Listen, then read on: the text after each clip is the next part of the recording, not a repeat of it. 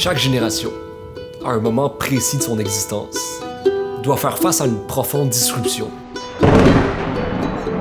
Une sorte de parenthèse existentielle qui va être déchirante et décisive pour la suite. La nôtre, on la vit probablement maintenant. Les derniers mois ont été éprouvants pour tous. Je suis ni le premier ni le dernier à vous le dire, et les prochains le seront sans doute tout autant. Parce que dans l'histoire, dans notre histoire, il s'agit d'un moment qui sera raconté comme celui des profondes remises en question.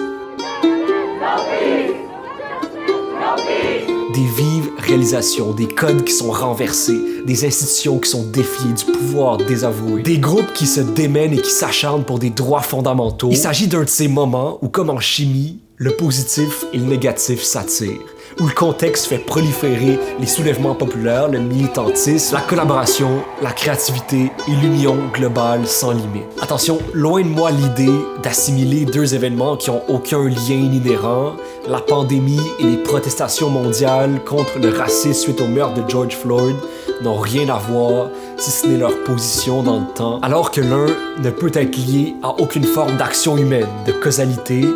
L'autre est profondément ancré dans un système, dans une histoire, dans un choix consciencieux et cruel qui ne représente malheureusement pas qu'un cas isolé. Alors que l'un nous force à l'inaction, l'autre nous oblige à l'action, à la prise de parole.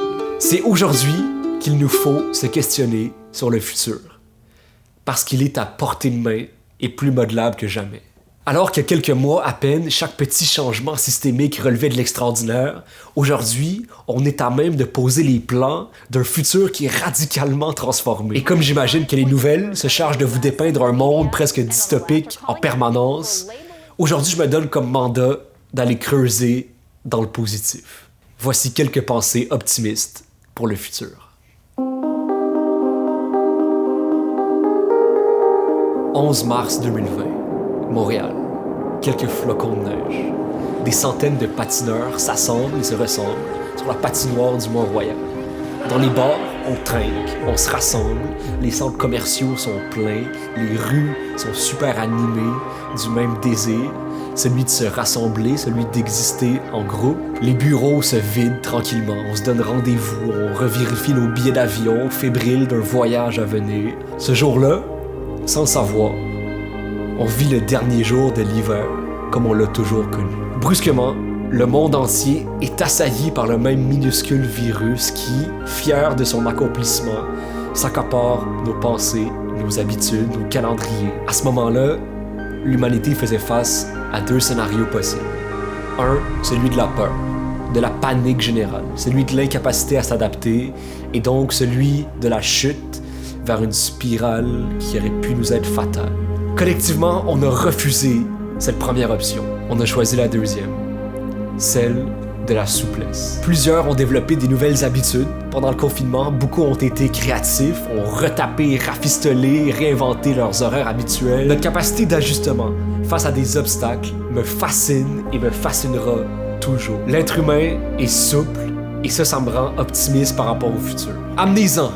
Amenez-en des changements, parce que dans les vacillements, dans les virages, l'être humain se définit. Dans la vitesse des mutations, on accélère. On ne se laisse pas dépasser par l'inexorable. C'est tellement inspirant de constater ça. L'être humain s'adapte dans les moments difficiles presque sans broncher, sachant que le futur va être parsemé de moments difficiles, de réformes inévitables. On sait aussi maintenant qu'on saura y faire face en temps voulu. Les problèmes sont inévitables. On sait qu'ils représentent une constante dans l'histoire et qu'ils créent nécessairement des failles dans l'esprit collectif qu'on comble ensuite par notre créativité groupée, notre raison et notre persistance. L'union des peuples, des nationalités, des sexes, des genres, des orientations sexuelles, des classes, des générations est la seule conclusion possible de l'humilité humaine. Notre expérience est dénuée de sens, à moins de se le créer soi-même, et donc ça serait absurde d'attribuer un sens particulier à nos différences visibles. Pourtant, on l'a fait dans le passé, et on continue de le faire. Le racisme est un immense fardeau, une douleur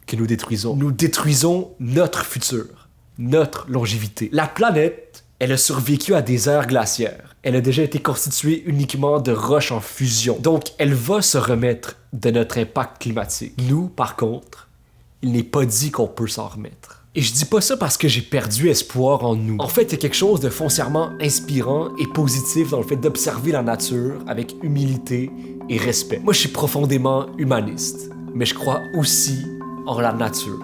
Et c'est parce que je crois en la nature que je suis humaniste. On vient de là. On en fait même partie intégrante. Toi, moi, un arbre ou un ours polaire, ça se situe dans le même tableau.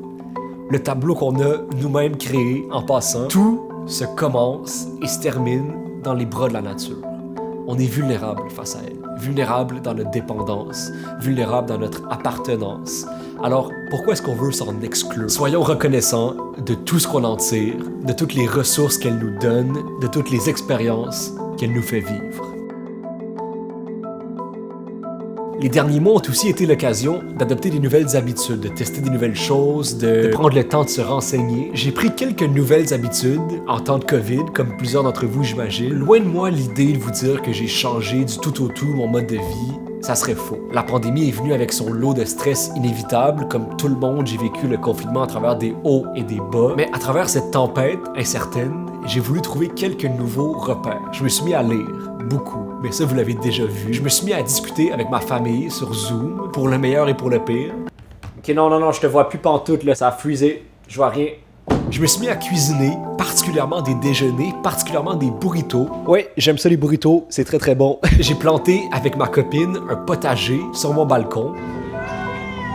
J'ai lu mes courriels. Bon, ça c'est pas vraiment une nouvelle habitude, mais je suis tombé sur un courriel en particulier qui m'a intéressé. Consigne Action me proposait de faire un partenariat. Ça m'a amené à me renseigner sur la consigne au Québec. La consigne, c'est le fait de rapporter ses canettes et ses bouteilles consignées chez le détaillant, tout simplement. C'est la façon la plus simple et efficace de disposer de ces contenants consignés pour qu'ils soient recyclés à 100%. Rapporter ces contenants consignés, c'est réduire de manière très concrète le gaspillage d'énergie, les émissions polluantes et le gaspillage des matériaux à leur source. Quand on jette à la poubelle nos contenants consignés à la place de les rapporter au dépanneur ou à l'épicerie, on perd de l'argent, en plus de nuire à l'environnement. Une bouteille de plastique peut mettre jusqu'à 400 ans pour se décomposer. Ça veut dire que si Paul Chemedy de Maisonneuve et Jeanne Mance avaient jeté par terre une bouteille de plastique en 1642 pendant qu'ils fondaient Montréal, la bouteille de plastique serait encore ici, pas encore décomposée, à quelque part. Et une bouteille de verre, quant à elle, prend plus de 1000 ans pour se décomposer. Et là, vous me dites, ouais, mais à mon échelle, consigner, ça a très peu d'impact, non?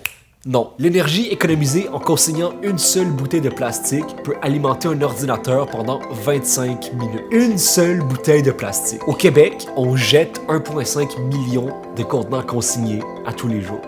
Ça fait 438 millions de contenants consignés à la fin de l'année qui sont jetés. En plus de l'immense gaspillage d'énergie et de matériaux, on se prive de 32 millions de dollars de revenus non récupérés. Toutes ces infos m'ont frappé. J'ai donc ajusté mes habitudes quotidiennes pour mettre de côté mes contenants consignés, surtout que c'est vraiment hyper simple. Donc, comment savoir si ton contenant est consigné?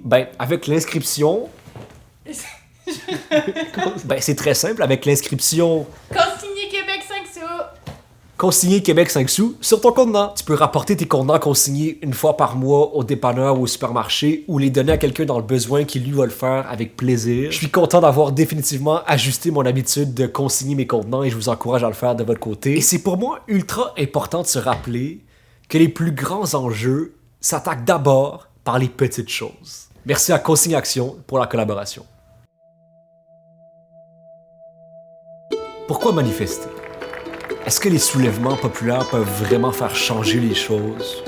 Ou bien est-ce qu'en allant marcher, on s'inscrit uniquement dans un grand théâtre social de projection de vertu, d'efforts de bonne conscience? Est-ce que c'est naïf de s'indigner publiquement?